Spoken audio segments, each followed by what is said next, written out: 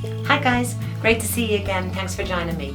Today I have been asked to come out of my cottage and take on a challenge.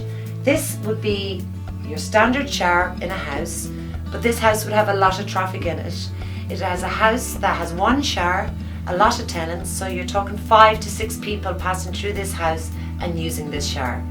So I'm going to show you how to clean a shower with natural products and see how we get on. It's a tough one, but I hope you enjoy it. I have baking powder, baking soda, bicarbonated soda, just in a jar for handiness instead of pouring it out of the bag. I also have an empty jar that usually sometimes I mix a paste together with water and the powder. I have empty squirt bottles, and I do have this one, which is Douglas. It's a white vinegar.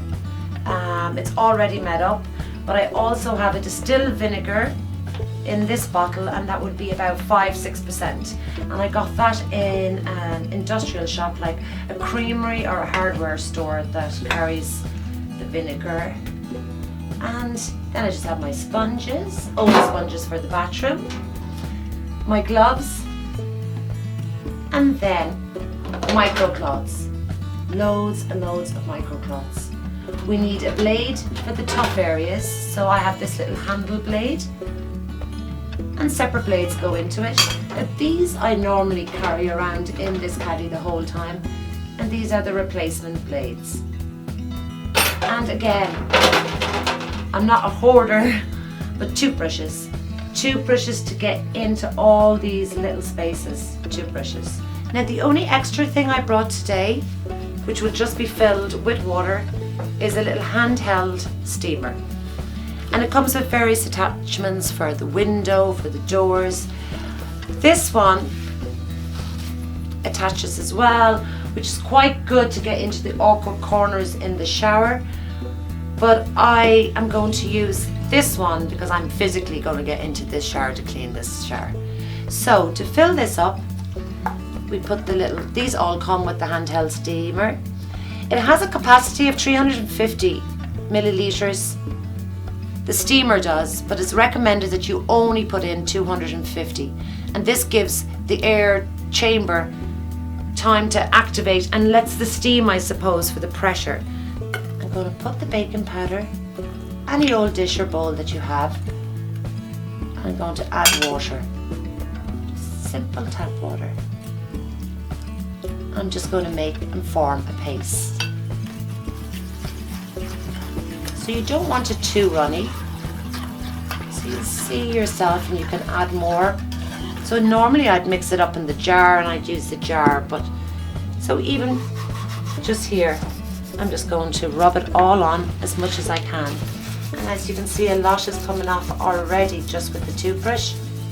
The baking powder itself has an abrasive nature. As you can see along here, it was the sealant, and this is some sealant gel that we scraped off as well. So again, we've just done fairly a light of the rim here, and as you can see, the toothbrush really gets into those spaces.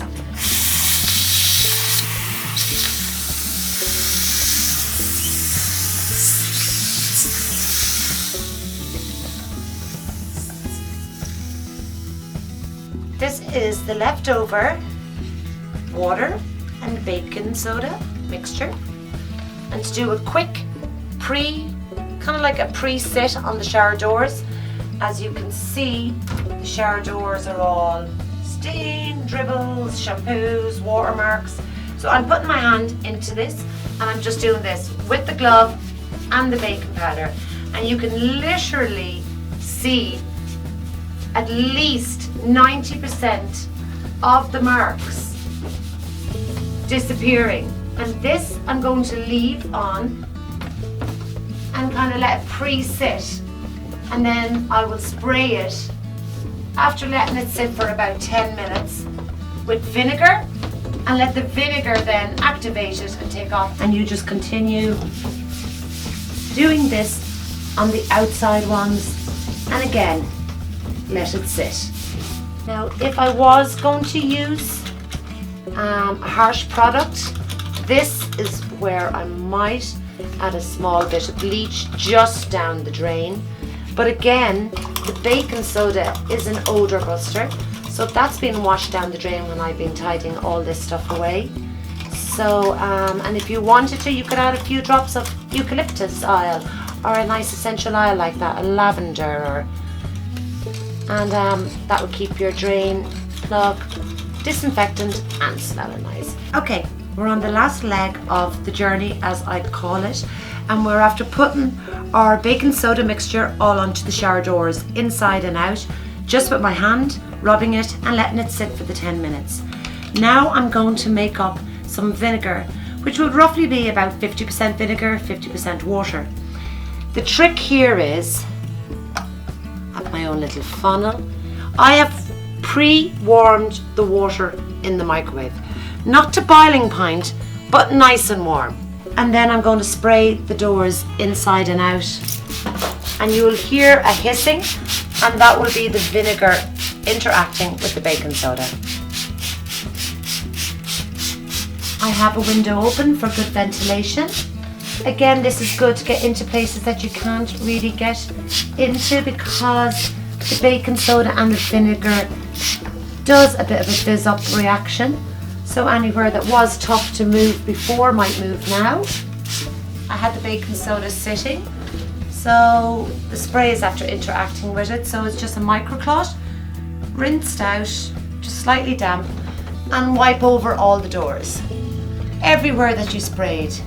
And again, a good tip is when you're in the shower and you're finished, just a normal shower, have a bottle of 50-50 vinegar and water in your shower, so you can spray the inside of your glass, and that will actually stop the soap scum and the lime scale from forming on your glass.